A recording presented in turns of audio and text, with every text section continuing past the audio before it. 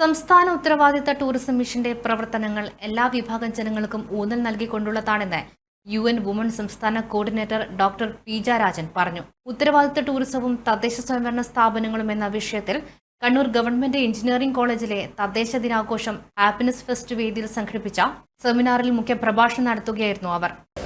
ഇതിൽ first principle വരുന്നത് ഞാൻ എവിടെയാണ് നിൽക്കുന്നത്, ഇനി ഞാൻ എങ്ങോട്ടേക്കാണ് പോകുന്നത് എന്നുള്ളതാണ്.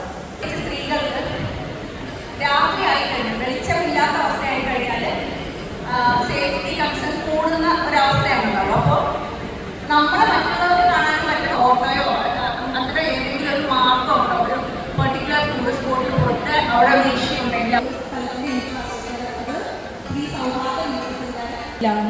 ഡിഫറെൻ്റ്ലി ഏബിൾഡ് ആയിട്ടുള്ള ആളുകൾക്ക് പറ്റുന്ന രീതിയിലാണോ എന്നൊക്കെ നമ്മൾ സെക്യൂരിറ്റി ഉണ്ടോ, ആരോഗ്യത്തിനുള്ള സേഫ്റ്റി, അടിസ്ഥാന സൗകര്യങ്ങൾ പഞ്ചായത്തിനെ മാത്രം കൺസിഡർ ചെയ്യുന്ന സമയത്ത്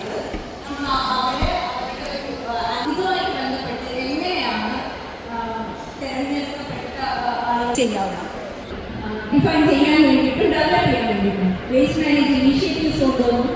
ഇതിനൊക്കെ കൂടെ ആയിട്ട് വിമൻ ഫ്രണ്ട്ലി ടൂറിസം പ്രോഗ്രാം ഉള്ള സമയത്ത് വിമൻ എംപവർമെന്റ് എക്കണോമിക് എംപവർമെന്റ് ഉണ്ടായെന്നുള്ളതാണ് ആർട്ടിക്ക് എടുത്തു പറയാനുള്ള മറ്റൊരു നേട്ടം. 17,000-ലധികം ആർട്ടി വിമൻ യൂണിറ്റുകളാണ് റെസ്പോൺസിബിൾ ടൂറിസത്തിൽ രജിസ്റ്റർ ചെയ്യപ്പെട്ടത് പ്രോഗ്രാം ലോഞ്ച് ചെയ്തതിനു ശേഷം. ഹോട്ടലുകളും റെസ്റ്റോറൻറ്റുകളും ഒക്കെ ഗ്രേഡ് ചെയ്യപ്പെടേണ്ടത് എന്നുള്ള ഗൈഡ് ലൈൻ പ്രോജക്ട്സ് ഇതൊക്കെ പാർട്ടിസിപ്പേറ്ററി ആയിട്ടുള്ള പ്രോജക്ട്സ് ആണ്. ഇതൊക്കെ ആർട്ടിക്ക് കൊണ്ടുവരാനാണ്. എക്കണോമിക്കലി ബാക്ക്വേർഡ് ആയിട്ടുള്ള ഒരു കൂട്ടവനിതകളെ ഈ ഒരു പ്രോഗ്രാമിന്റെ ഭാഗമായിട്ട് എംപവർ ചെയ്യിക്കാനായി സോഷ്യൽ പ്രൊട്ടസ്റ്റ് പോലെയുള്ള ഇഷ്യൂസ് വന്നപ്പോൾ നേരിട്ട് ഇടപെടുകയും ഇത്തരം ഒരു പ്രോഗ്രാം എന്ന സ്ഥലത്ത് നടപ്പാക്കപ്പെടേണ്ടതിന്റെ ആവശ്യകതകളെ കുറിച്ച് അവരെ പറഞ്ഞു ബോധ്യപ്പെടുത്തുകയും അവരെ പാർക്കാക്കാൻ പറ്റുകയും ചെയ്തതാണ് അവരുടെ ഒരു വലിയ വിജയം. ഉത്തരവാദിത്ത tourism mission coordinator in charge Sreekala Lakshmi സെമിനാറിൽ മോഡറേറ്ററായി. വരും ദിവസങ്ങളിലും വിവിധ വിഷയങ്ങളിൽ സെമിനാറുകൾ നടക്കും.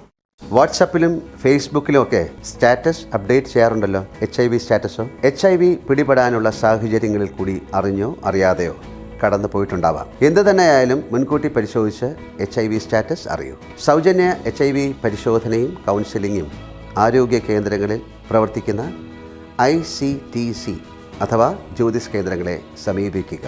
നിങ്ങളുടെ സ്റ്റാറ്റസ് എന്തായാലും വിവരങ്ങൾ രഹസ്യമായി സൂക്ഷിക്കുന്നതായിരിക്കും.